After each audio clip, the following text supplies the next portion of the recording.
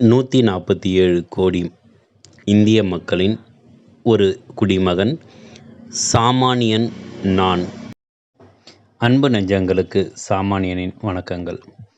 கோடை வெயில் ஸ்டார்ட் ஆகிடுச்சு. கோடை வெயில்னால் என்னென்ன பாதிப்புகள் வரும், அந்த பாதிப்புகளிலிருந்து நம்ம தப்பித்து கொள்வதற்கு என்ன மாதிரியான செயல்களை செய்யணும், இந்த கோடை வெயிலை எப்படி சமாளிக்கிறது, இந்த மாதிரி தகவலை இந்த பதிவில் நம்ம பார்க்கலாம். தமிழ்நாட்டை பொறுத்த வரைக்கும் மார்ச் மாதம் இறுதியில் நம்மளுக்கு வெயில் ஸ்டார்ட் ஆகிடும். அதுக்கு முன்னாடி பனிக்காலம் இருந்து ஓய்வு பெற்றதுக்கப்புறம் இந்த வெயில் கொஞ்சம் கொஞ்சமாக ஸ்டார்ட் ஆகும். ஏப்ரல் 15க்கு மேலே கொஞ்சம் உக்கிரம் காமிக்க ஆரம்பிக்கும். அதுக்கப்புறம் கத்திரி வெயில்னு சொல்லி அது ஒரு காலம் போயிட்டு, அதுக்கப்புறம் ஜூன் ஜூலை மாதங்களில் ஏற்படக்கூடிய அந்த மழை சீசன் ஸ்டார்ட் ஆன உடனே வெயிலுடைய உக்கிரம் குறைஞ்சிட்டே வரும். இந்த வெயில் குழந்தைகள்லேருந்து பெரியவங்களை வரைக்கும் வெயில் ரொம்ப பாதிப்பை உண்டாக்கும். வெப்பத்தினால கோடைக்கால நோய்களும் நம்மளுக்கு இருக்கும். ஃபஸ்ட்டு நீர்ச்சத்து குறைபாடு. இந்த நீர்ச்சத்து குறைபாடுன்றது என்னென்னா, நார்மலாக நம்ம குடிக்கிற அளவை விட தண்ணியோட அளவு நம்ம எக்ஸ்ட்ராவாக குடிக்கிற மாதிரி இருக்கும். இந்த எக்ஸ்ட்ராவாக குடிக்காதனால நம்ம வேலை பளுவோ அல்லது மற்ற வேலைகளை நம்ம கான்சன்ட்ரேட் பண்ணிகிட்ருக்கதோ, அல்லது ட்ராவலிங் போது நான் தண்ணி குடிக்காமல் இருக்கணும், எனக்கு அப்பப்போ சிறுநீர் கழிக்கிற மாதிரியோ அல்லது வேறு உபாதைகள் வந்துடும்ன்றதுனால தண்ணீர் குடிக்காமல் இருக்கிறவங்க, அவங்களுக்கெல்லாம் இந்த கோடை காலத்தில் வரும்போது ரொம்ப பாதிப்பை உண்டாக்கும். நீர்ச்சத்து குறைபாடு இருக்கிறதுனால யூரினரி இன்ஃபெக்ஷனும் வரக்கூடிய வாய்ப்பும் இருக்கிறது. அதனால் நீர்ச்சத்து குறைபாடு இல்லாமல் பார்த்துக்கிறதுக்காக வெள்ளரிக்காய் இந்த மாதிரி நீர்ச்சத்து இருக்கக்கூடிய காய்கறிகளோ பழங்களோ நீங்கள் அதிகமாக உட்கொள்ளும்பொழுது இந்த நீர்ச்சத்து குறைபாடுகள்லேருந்து தப்பித்து கொள்ளலாம். எப்போதுமே கிடைக்கக்கூடிய இந்த இளநீரை நீங்கள் குடிக்கலாம். அதே மாதிரி குறைந்தது 3லேருந்து 4 லிட்டர் தண்ணீரை நம்ம குடித்தும் இந்த நீர்ச்சத்து குறைபாடுலேருந்து நம்ம தப்பித்து கொள்ளலாம். சரும நோய்கள்னு சொல்கிற ஸ்கின் டிசீஸ். மழை காலத்தில் ஈரமாக அணியக்கூடிய உள்ளாடைகள் மூலமாக ஸ்கின் டிசீஸ் வரும். அதே போல் வெயில் காலத்தில் அதிகமான வேர்வைனால் வேர்க்குரு, தேமல், அரிப்பு இந்த மாதிரி ஸ்கின் டிசீஸு நம்மளுக்கு வரும். இதுக்கு நம்ம தண்ணி நிறைய குடிக்கிறது ஒரு பக்கம் இருந்தாலும், இந்த கத்தாழை அந்த மாதிரி ஜெல் மாதிரி தடவிக்கலாம், சந்தனம் பூசிக்கலாம். இதனால் பூசறதுனால வேர்க்குரு வரத்துக்கும் குளிர்ச்சியாக இருக்கிறதுக்கும் அது நம்மளுக்கு யூஸ்ஃபுல்லாக இருக்கும். அதே போல் கடலை மாவு தேய்ச்சி குளித்தோம்னா இந்த ஸ்கின் டிசீஸுக்கு நம்ம கொஞ்சம் ப்ரிவென்ஷன் பண்ணிக்கலாம். இதை தவிர நம்ம ஏற்கனவே சொன்ன மாதிரி இந்த இளநீர், மோர், கூழ், பானகம் இந்த மாதிரி நேச்சுரலான ஃபுட்ஸை நீங்கள் எடுத்துக்கொள்வதன் மூலமாக இந்த ஸ்கின் டிசீஸ்லேருந்து நம்ம பண்ணிக்கலாம். வெயில்னால் நம்ம என்ன பண்ணோம்னா தண்ணி நிறைய குடிக்க மாட்டோம். இந்த தண்ணி நிறைய குடிக்காதனால உடலில் இருக்கக்கூடிய அந்த ஈரப்பதம் குறையும் போதும், உடல் உஷ்ணம் நம்மளுக்கு அதிகமாக இருக்கும் போதும், நம்மளுக்கு குடல் இயக்கம் மந்தமாகறதுனால மலச்சிக்கல் நம்மளுக்கு ஏற்படலாம். இந்த மலச்சிக்கல் ஏற்பட்டால் உடல் இயக்கம் நம்மளுக்கு பாதிப்படையும். இதனால் நம்ம என்னென்னா சரியாக சாப்பிட்றது, அதுக்கப்புறம் நார்மல் ஆக்டிவிட்டீஸ் நம்மளுக்கு குறைய ஆரம்பிக்கும். இதை தவிர்க்கணுன்னா நம்ம நார்ச்சத்து மிக்க பழங்களை, காய்கறிகளை அதிகம் எடுத்துக்கொள்ளணும். இப்போதைக்கு கிடைக்கிற வாட்டர் மெலன் சொல்கிற தர்பூசணி அதிகமாக சாப்பிட்லாம்.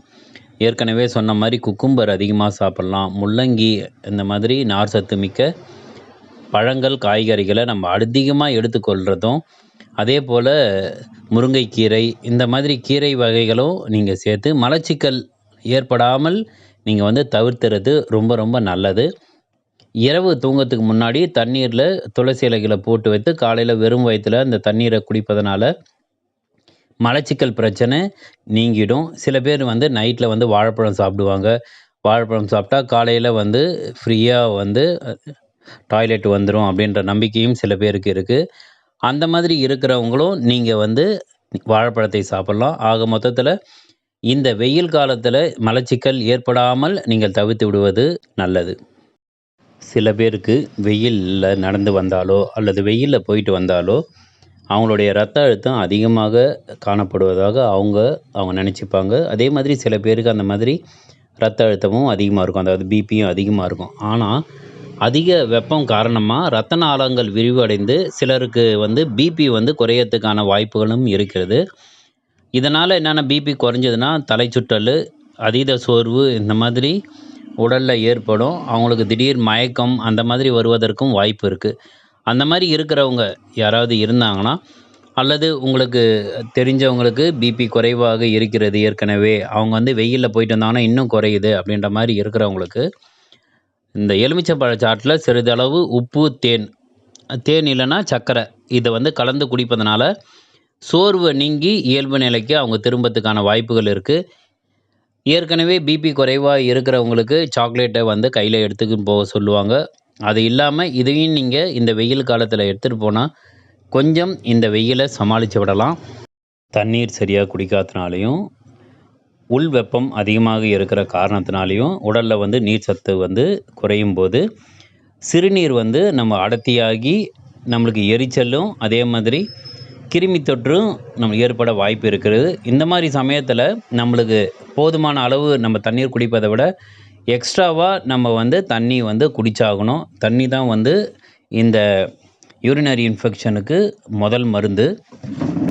இது தவிர வாழைத்தண்டு ஜூஸு, நெல்லிக்காய் ஜூஸு இதையும் சாப்பிட்டா இந்த யூரினரி இன்ஃபெக்ஷனுக்கு ஒரு தீர்வு காணலாம். அதே மாதிரி இந்த கோடை காலத்தில் இந்த மாதிரி ஏற்படக்கூடிய பாதிப்புகளில் இருந்தும் இந்த வாழைத்தண்டு ஜூஸு, நெல்லிக்காய் ஜூஸு குடிக்கிறதுனால தீர்வு கிடைக்கும். இந்த கோடை காலத்தை பொறுத்த வரைக்கும் தண்ணி தான் வந்து ஃபஸ்ட்டு அருமருந்து.